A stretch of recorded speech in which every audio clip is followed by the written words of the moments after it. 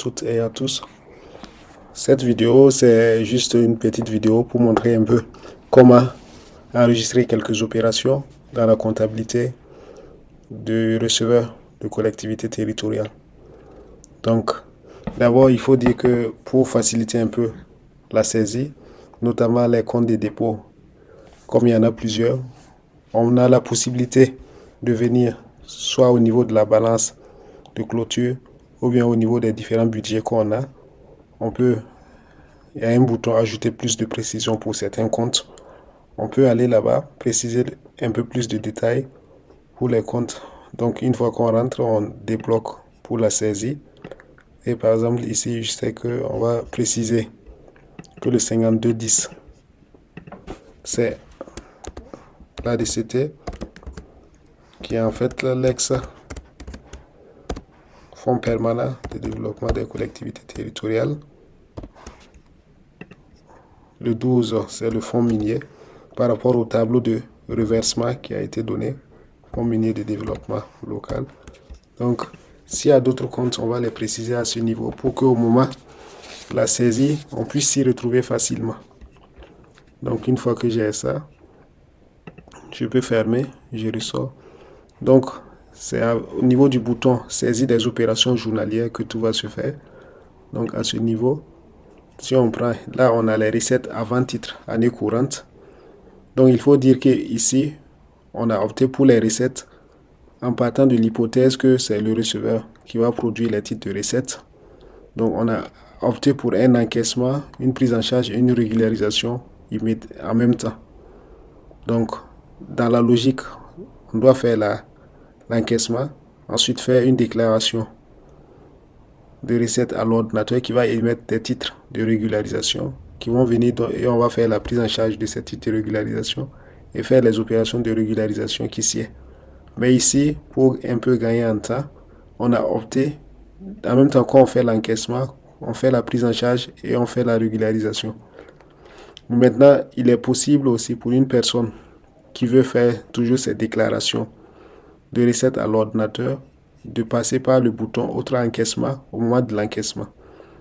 Donc, en ce moment, la personne va utiliser autre encaissement, va débiter le compte 52 correspondant,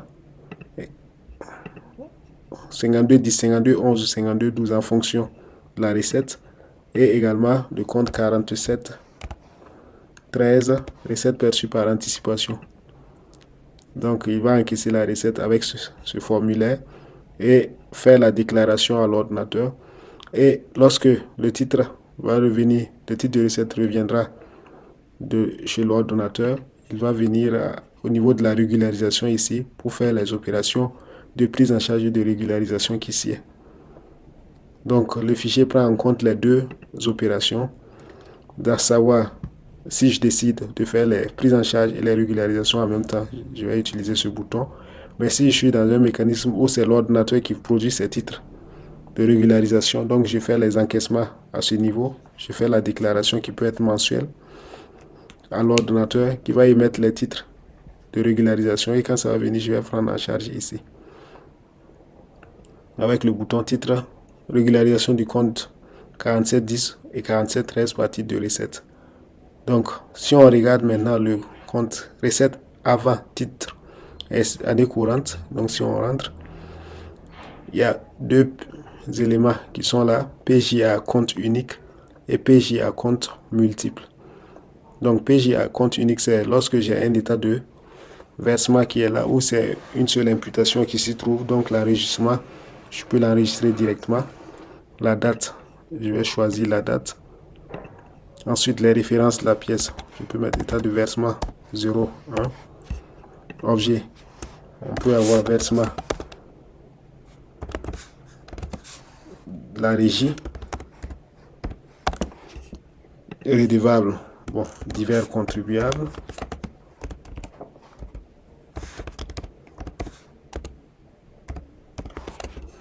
Et là, le débit. Donc, c'est le 5210. Et c'est là, je disais, une fois qu'on renseigne de l'autre côté, ça permet d'avoir des précisions par rapport aux différents comptes. Donc 5210, le crédit, le 4713. Et là, au moment de la prise en charge, en fonction du compte, débiteur qui sera choisi pour la prise en charge. Le compte crédit, les comptes au crédit seront également triés en fonction du guide de fonctionnement des comptes. Donc si je prends 41, 40, redevable créance, non, prenons pour la régie client vente. Donc ici on aura les différents éléments, vente de bois, vente d'eau, vente. Donc prenons un exemple. Droit de fourrière par exemple. Donc là, on peut l'avoir 100 000. Donc ça c'est lorsque c'est PJ à compte unique. Donc on n'a qu'un seul compte de recette en fait qu'on veut saisir. Donc on valide et c'est bon. Donc on peut aller voir l'enregistrement dans visualisation de tous les enregistrements. Voilà ce que ça donne. Je fais visu. Ça me permet de voir un peu les mouvements des différents comptes. Là, c'est lorsque je juge que je vais modifier des éléments, à savoir la date, les références de la pièce, l'objet, le redevable ou le bénéficiaire. Donc, si il y a une erreur qui a été commise et que je vais modifier, je peux venir modifier ces différents éléments. Et là, c'est lorsque je juge que l'enregistrement que j'ai fait est inexact. Donc, je peux venir supprimer avec ce bouton. Donc, ça va me demander un mot de passe. Le mot de passe est effacé. Donc, je reviens toujours au niveau des recettes avant titre, année courante. Lorsque sur l'état de versement, il y a plusieurs comptes. Je prends par exemple notamment les versements effectués par le receveur des impôts. On peut utiliser PJ à compte multiple. Donc, en ce moment, le crédit ici est désactivé et le renseignement suffira au niveau de ces comptes. Donc, je prends un exemple. On a la date. Je prends RI 01. L'objet versement du receveur des impôts.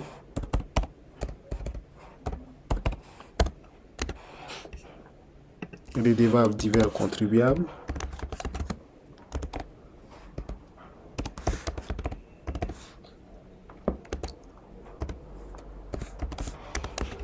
Donc là même on pourrait peut-être ajouter, pour ceux qui veulent, les références, la quittance de versement s'il y en a.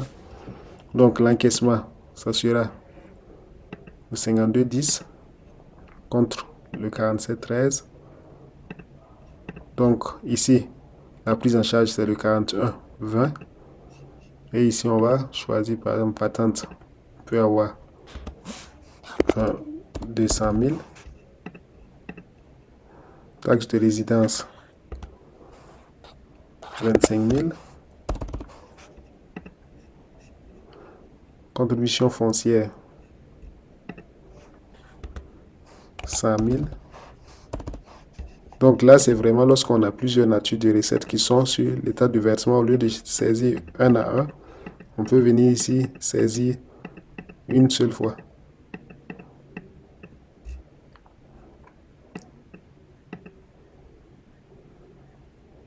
Donc, taxe de jouissance, je peux ajouter. Donc, et on valide. On va aller voir comment ça se présente. Donc, ici, c'est l'application elle-même qui va les renseigner en fonction, chaque ligne avec ses comptes.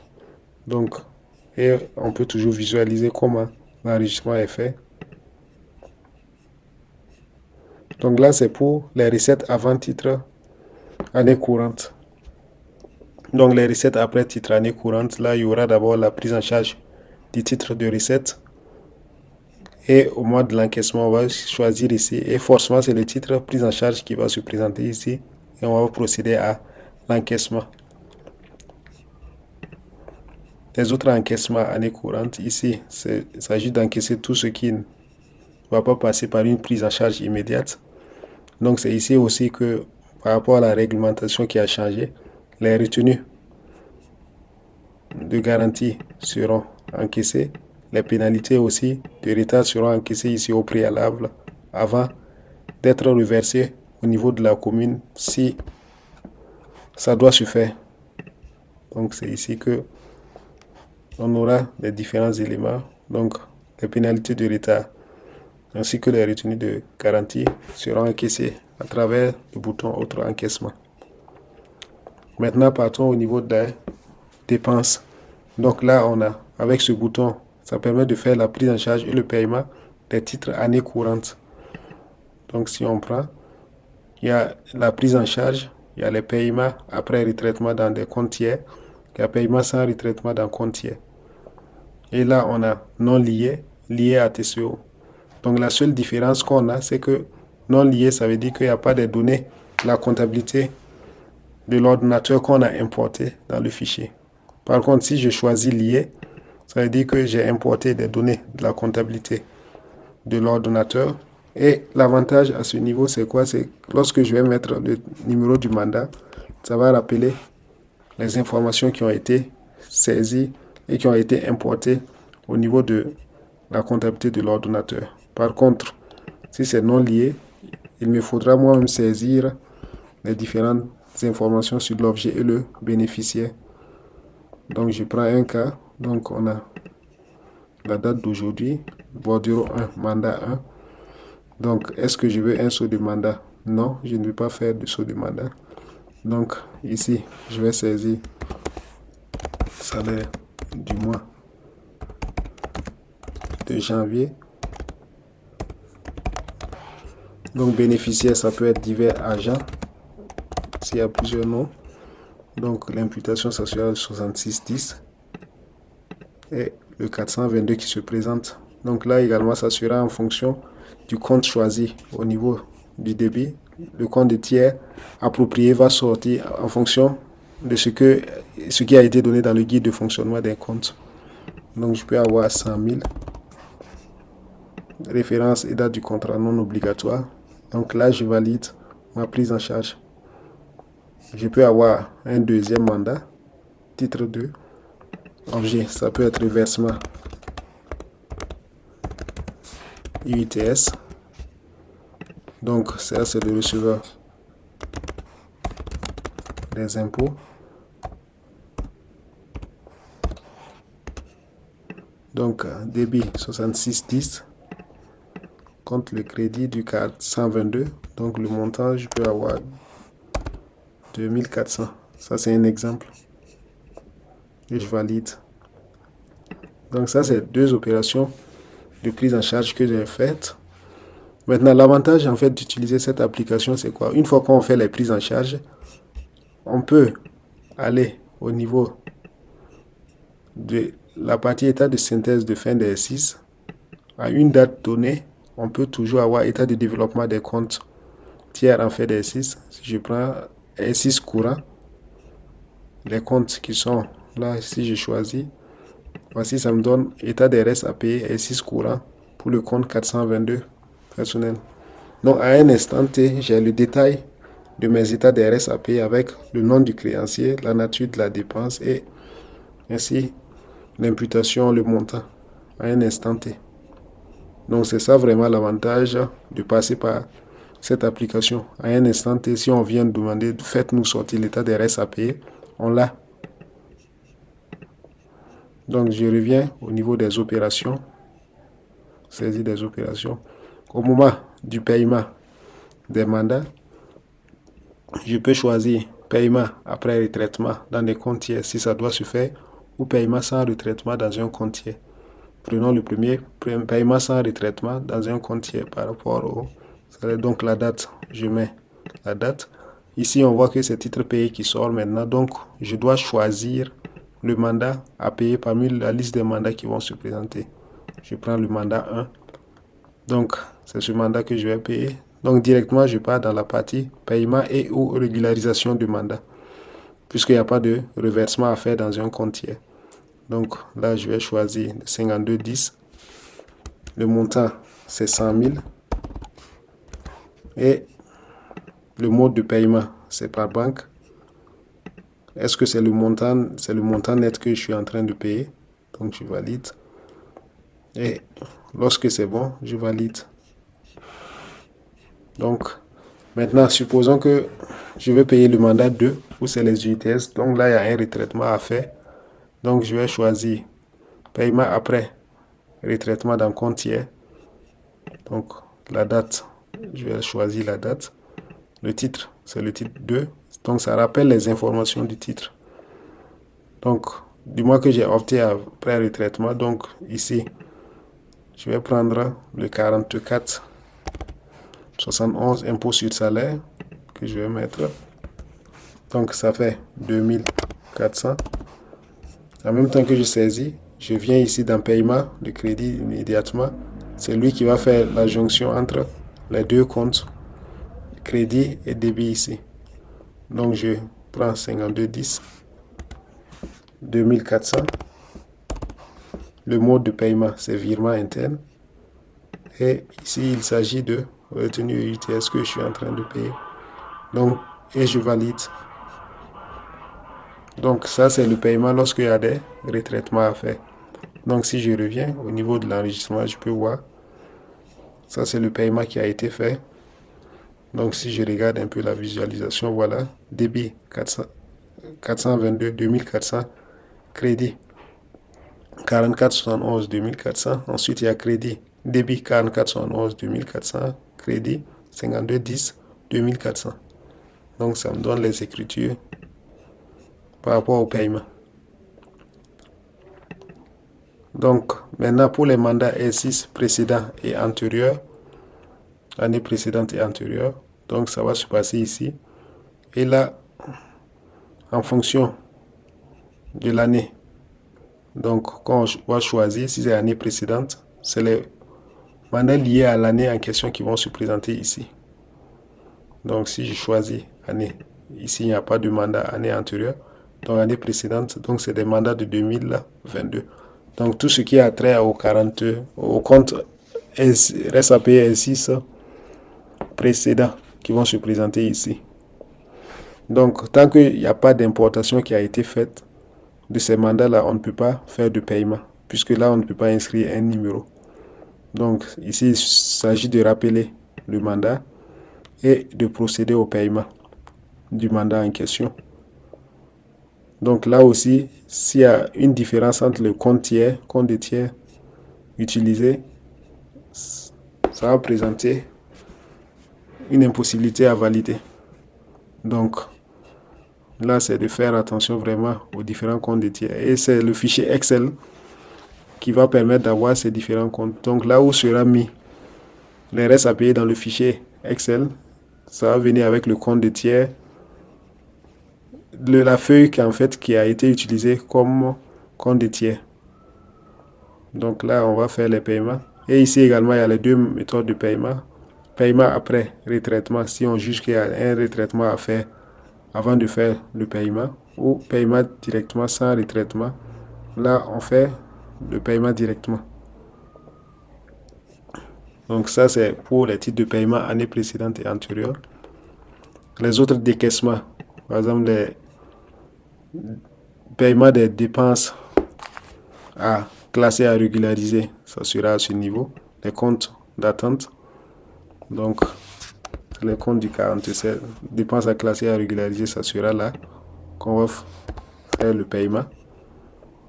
Donc les autres natures, les paiements des retenues de garantie également, ça va se faire avec ce bouton autre décaissement et régularisation. Donc ça, c'est la régularisation du compte 4711 dépenses à classer, à régulariser par titre de paiement. Donc on va utiliser ce formulaire là pour ces situations. Donc là, c'est les opérations d'ordre budgétaire qui contiennent, il y a le prélèvement sur recette de fonctionnement, l'admission en non-valeur, les travaux d'investissement effectués en régie et les subventions sans réception de fonds. Là, c'est les opérations d'ordre non budgétaire. Et là, c'est les virements entre les différents comptes de disponibilité, à savoir le compte trésor et les comptes de dépôt.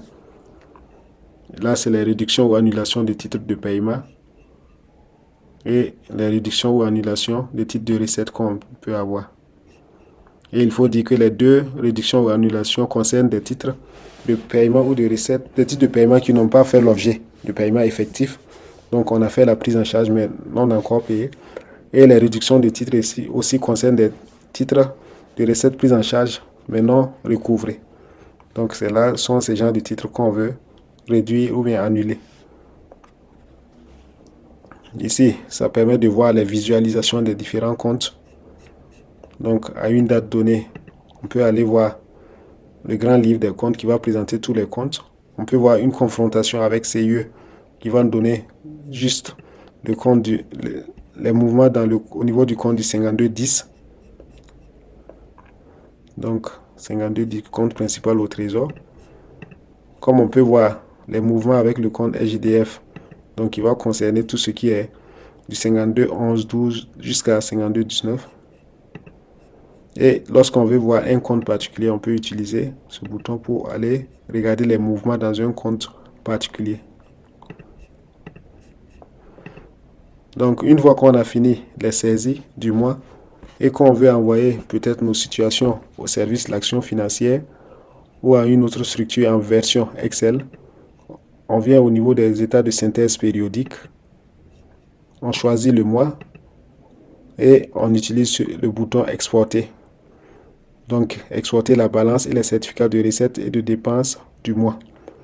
Donc, ici, ça nous permet d'exporter la balance générale des comptes, la situation détaillée des recettes, la situation détaillée des dépenses et la balance mensuelle des comptes. Donc, ça nous permet d'avoir ça sur un fichier Excel. Donc, ça ouvre, il suffit de choisir là où on veut l'enregistrer et on enregistre. Donc, voici expliquer un peu le fonctionnement de l'application pour la saisie des opérations. Je vous remercie.